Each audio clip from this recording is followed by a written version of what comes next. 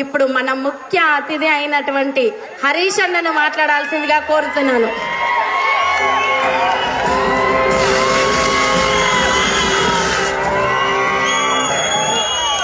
జోహార్ సాయి చంద్, జోహార్ సాయి చంద్, జోహార్ సాయి చంద్, జోహార్ తెలంగాణ అమరవీరులకు.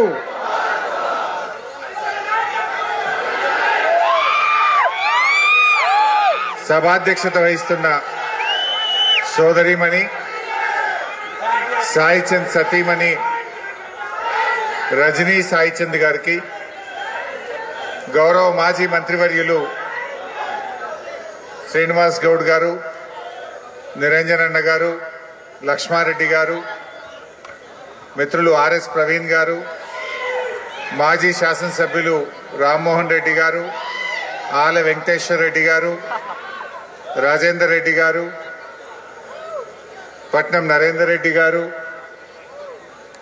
సునీత మహేందర్ రెడ్డి గారు, జైపాల్ యాదవ్ గారు, కార్పొరేషన్ చైర్మన్లు ఎర్రోల శ్రీనివాస్ గారు, శాసన మండలి సభ్యులు నవీన్ రెడ్డి గారు, వాల్యానాయక్ గారు, మరియు వేదిక మీద ఉన్న చాలా మంది పెద్దలు, ముఖ్యంగా సాయి చంద్ అభిమానులు, కుటుంబ సభ్యులు, మీడియా మిత్రులు, అమరచింత అక్కా చెల్లెళ్లకు, అన్నదమ్ములకు, రాష్ట్ర వ్యాప్తంగా తరలి వచ్చిన సాయి చంద్ అభిమానులకు హృదయపూర్వకంగా శిరస్సు వంచి నమస్కారం తెలియజేస్తా ఉన్నా.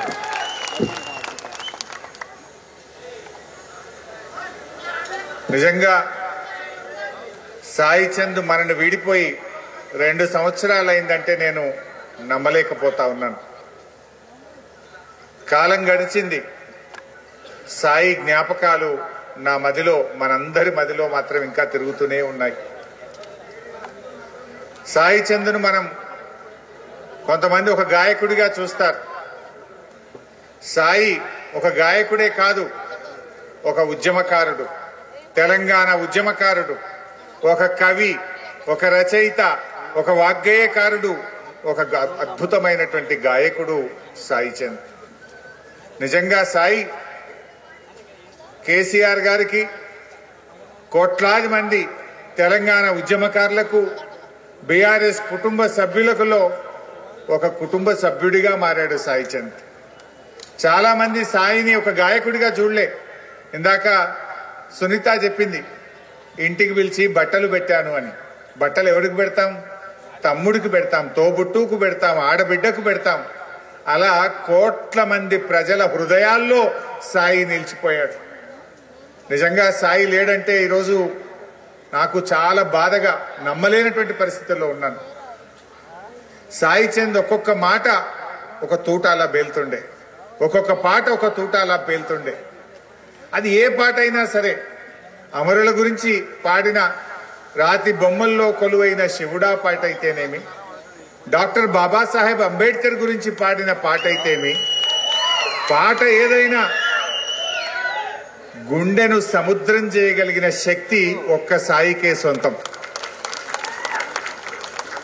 ఆ రాతి బొమ్మల్లో కొలువైన శివుడా అనే పాట ఒక్కసారి కాదు, సాయి ఎన్నిసార్లు పాడితే అన్నిసార్లు నా కళ్ళల్లో నీళ్లు తిరిగేది. దుఃఖాన్ని ఆపుకోలేకపోయేవాడిని, అందులో లీనమైపోయి పాడేవాడు. ఆ పాట పాడుతుంటే అసలు కళ్ళల్లో నీళ్లు పెట్టని వాళ్ళు లేరు. నేనైతే ఎన్నిసార్లు కళ్ళల్లో నీళ్లు పెట్టుకున్నాను. డాక్టర్ బాబాసాహెబ్ అంబేద్కర్ మీద ఇందాక మిత్రులు ప్రవీణ్ గారు చెప్పినట్టు ఆ పాట కూడా కళ్ళల్లో నీళ్లు తెప్పిస్తుంది. నిజంగా ఇలాంటి సమాజం ఉండేనా అనిపించేది. ప్రతి మనిషి ఆ పాట వింటే ఆ మనిషిలో మార్పు వస్తుంది. అంత గొప్పగా, అంటే కళ్ళకు కట్టినట్టుగా సాయి చెప్పేవాడు. సాయి ఉద్యమంలో కూడా, తెలంగాణ ఉద్యమంలో మీ అందరికి తెలిసే ఉంటది కానీ 3 సార్లు చెర్లపల్లి జైలుకు పోయాడు. జైలుకు పోయినా బాధపడలే, తెలంగాణ కోసం జైలుకు వెళ్తున్నా అని ఆనందంగా జైలుకు వెళ్ళాడు. సగర్వంగా జైల్లో నుంచి బయటకు వచ్చాడు. జై తెలంగాణ అన్నాడు. ఎన్నో ప్రలోభాలు పెట్టారు. ఆనాటి సమైక్య పాలకులు సాయికి ఎన్నెన్నో ఆఫర్లు ఇచ్చారు. ఏ దానికి తల ఒగ్గలే.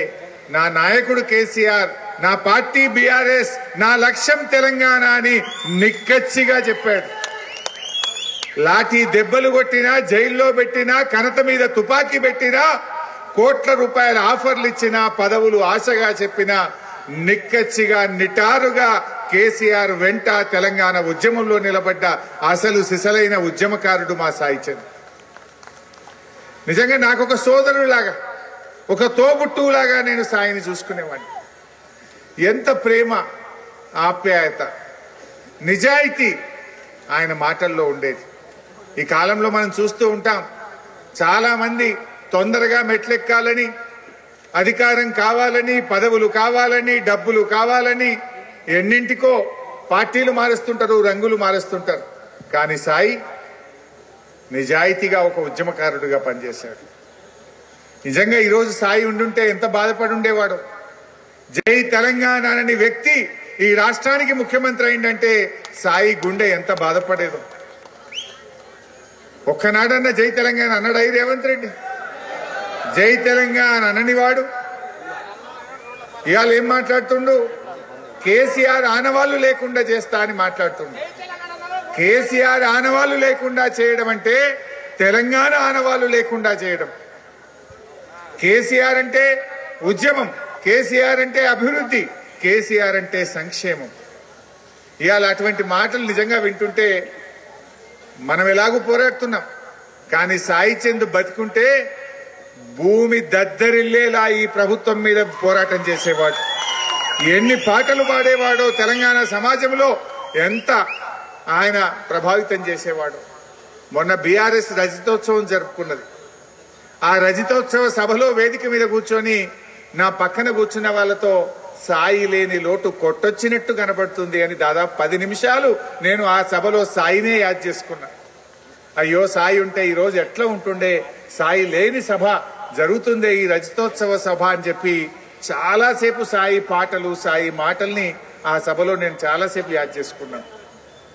నిజంగా ఈరోజు సాయి విగ్రహాన్ని నేను ఆవిష్కరిస్తున్నా అంటే నా గుండె బరువెక్కుతా ఉంది.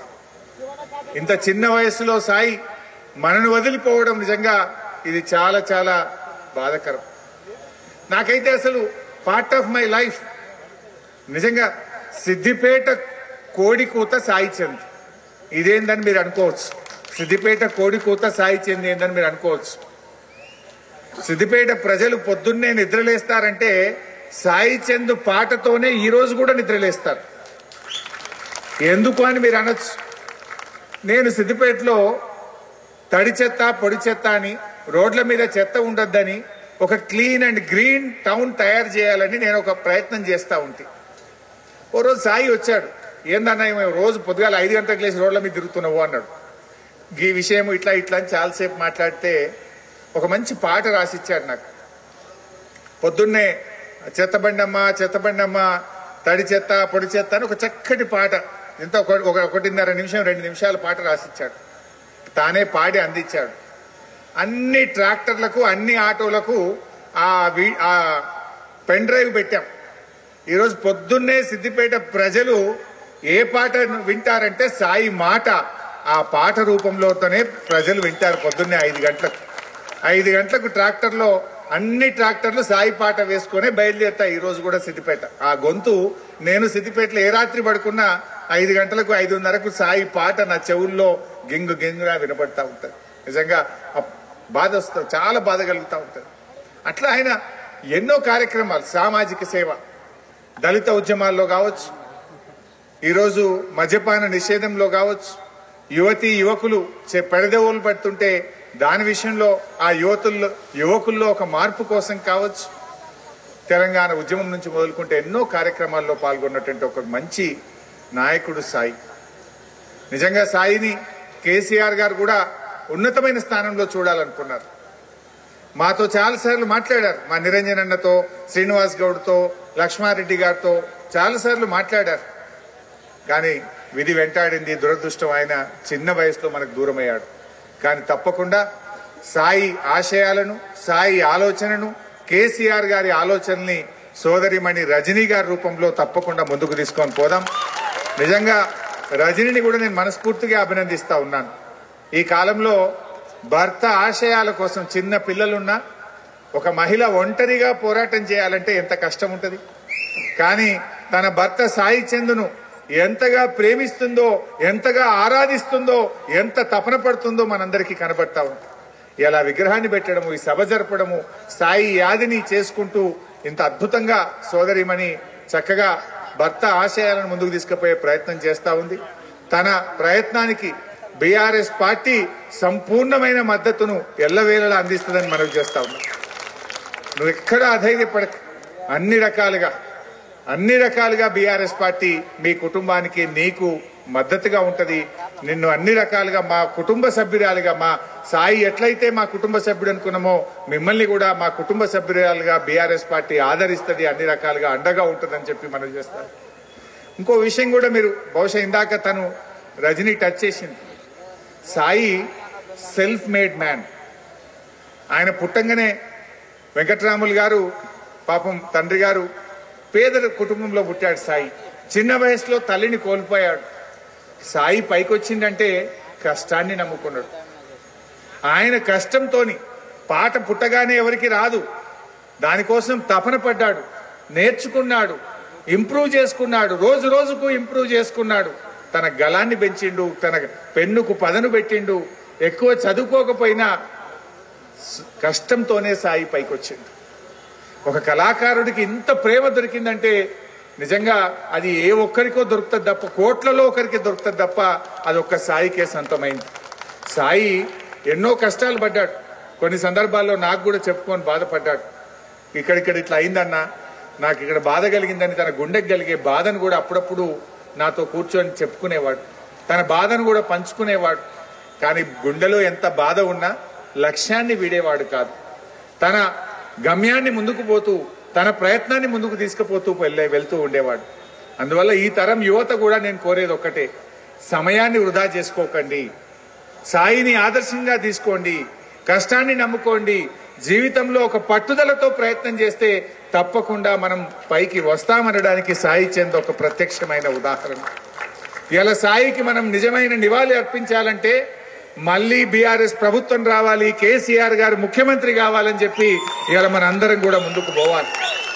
ఇవాళ ఈ రాష్ట్ర ముఖ్యమంత్రి, ఎందుకంటే జై తెలంగాణ అనే బీఆర్ఎస్ ప్రభుత్వం పోయింది, ఇవాళ నై తెలంగాణ అనే ప్రభుత్వం వచ్చింది. జై తెలంగాణ గవర్నమెంట్ పోయింది, నై తెలంగాణ గవర్నమెంట్ వచ్చింది. సాయి ఏమంటాడు? మాట్లాడితే జై తెలంగాణ అంటాడు. మళ్ళీ జై తెలంగాణ గవర్నమెంట్ రావాలి, మళ్ళీ కేసీఆర్ గారు ముఖ్యమంత్రి కావాలి. ఆ దిశగా సాయి అభిమానులుగా మీరందరూ కూడా ముందుకు సాగాలని చెప్పి కూడా ఈ సందర్భంగా నేను కోరుకుంటూ, మరొక్కసారి సాయికి గుండెల నిండా నివాళులు అర్పిస్తూ, మరి సాయి చంద్ గారికి ఆత్మశాంతి చేకూరాలని చెప్పి, సాయి చంద్ కుటుంబానికి బీఆర్ఎస్ పార్టీ పూర్తిగా అండదండలు అందిస్తుందని మనవి చేస్తూ, జై తెలంగాణ, జోహార్ సాయి చంద్ కు. ఆలస్యమైన రెంజల రాజేష్ గారు వచ్చినందుకు కూడా కృతజ్ఞతలు తెలియజేస్తున్నాం. భోజనాలు చేసి వెళ్లాల్సిందిగా కోరుతున్నాను. అలాగే ఒక ఫోటో ఫ్రేమ్ ఎవరు నరేందర్, తమ్ముడు నరేందర్ సొంతంగా ఆర్ట్ వేసిందట అన్న, మాకు కూడా తెలియదు. ఇప్పుడు అన్నకి ఇవ్వరు. అన్నతో రెంజల్ల రాజేష్ అన్న ఒక చిన్న పాట, రాజేష్ గారికి ఒక చిన్న పాట పాడాల్సిందిగా కోరుతున్నాం.